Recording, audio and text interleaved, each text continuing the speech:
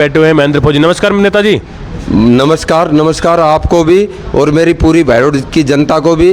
मेरा आज ये चुनाव का लास्ट दिन है, तो मैं भैरोड की जनता से विनम्र विनती करता हूँ कि इस महेंद्र फौजी देश भगत को चुनकर भैरोड विधानसभा से जयपुर पहुँचाएँ और भैरोड की आवाज़ को बुलंद करें और बेईमान आदमियों का यहाँ से खात्मा करें, तो भैरोड बच जाएगा जलने से। नहीं तो भैरोड का जनता को जो भुगतना वो भुगतना।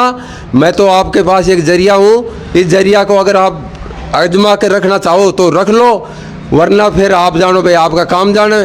तो मेरे किसान गन्ना उसके ऊपर सबसे ज़्यादा से ज़्यादा मतदान करें और भैरोड को खुशहाल और अच्छा तहसील के रूप में देखना चाहो तो इस महेंद्र फौजी को विधानसभा में पहुंचा दो।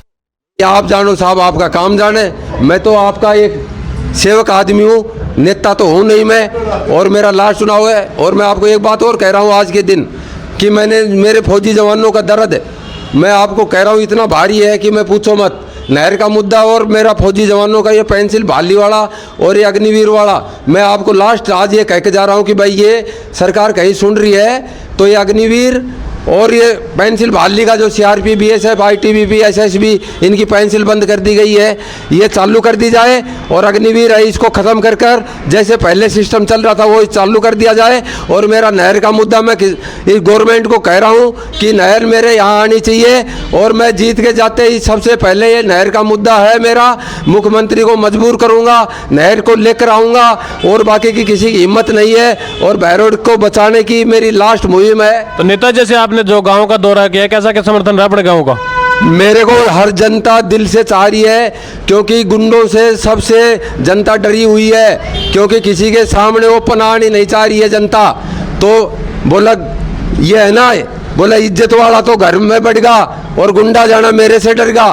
तो जो इज्जत वाले आदमी वो अपने घर के अंदर चुपचाप बैठे हुए हैं और टाइम पे वो फैसला करने के लिए तैयार बैठे हैं, तो ये भैरोड बच जाएगा।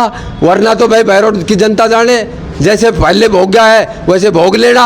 ये आपको ये मैं ये कहना चाह रहा हूँ, भैरोड की जनता आपको दिख नहीं रहा कि 200 गाड़ी जा रही है, 200 गाड़ी जा रही है, एक गाड़ी पटाखा की फूट रही है, तो आपका पैसा जा रहा है किसका? मैं तो पैदल घूम घूम का आपका पैसा बचा दिया जनता का, भैरोड का करोड़ों रुपए बचा दिए। मैं क्या खाऊंगा? और अगर ये जीतेंगे तो आपका करोड़ों अरबों रुपए खा जाएंगे और भैरोड को पहले ही कंगाल बना के चले जाएंगे, तो आपका पैसा भी बच जाएगा। और भैरोड तो पब्लिक मौका देगी था ने? भैरोड की पब्लिक मेरे को मौका दे रही है और देगी, और साइलेंट मेरे को चुनाव जिता कर दिखाएगी। भैरोड की जनता ने ठान लिया है, भैरोड बच गया है। भैरोड की जनता ने ठान रखा है कि किसान है यही भैरोड को बचा सकता है, और एक फौजी आदमी है वही भैरोड को बचा सकता है। और भाई के माई के लालों में इनमें हिम्मत नहीं है, क्योंकि इन कैंडिडेटों को सबको जानती है पब्लिक, ये पब्लिक है सब जानती है। इनके सामने नहीं कहेगी, खाएगी पिएगी इनका और वोट देगी किसान के ऊपर। मैं आपको ये लिख के दे रहा हूँ और आप देख लेना 3 तारीख को क्या होता है।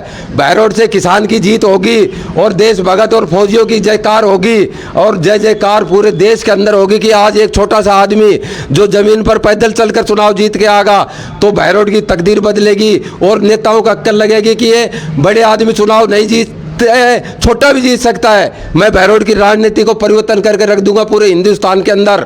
मैं आपको ये मीडिया के थ्रू कह रहा हूँ, आज मेरा लास्ट ये प्रचार है और भैरोड बचाने की मुहिम में मैं अपनी ज़िंदगी जो फौज में लगाया वो बची कुची है यहाँ लगाकर मैं चला जाऊँगा। मैं कह रहा हूँ कि अपनी पेंसिल पे गुजारा करने वाला आदमी हूँ, पेंसिल पे गुजारा करूँगा, 1 रुपया भी नहीं खाऊँगा। मैं चुनाव आयोग को भी यही कहा, मेरे पास 100 रुपये हैं तो 100 ही मिलेंगे, 101 नहीं मिलेंगे। मेरे को कोठी बंगला किसी चीज़ की ज़रूरत नहीं है, ना कोई चीज़ की मोह माया है मेरे को। तो मैं ये चुनाव जीतूंगा भारी मत से। जय जवान जय किसान की विजय होगी और भैरोड बच जाएगा। और भैरोड को बचाने वाला ये महेंद्र फौजी देश भगत है, बाकी इनकी किसी की हिम्मत नहीं है। अंग्रेजों के रूम में लूटने के लिए बैठे हैं 50 साल, अंग्रेजों को ये इन्हीं के रूम में आए थे और फिर लूट कर ले गए और 50 साल हिंदुस्तान कंगाल हो गया।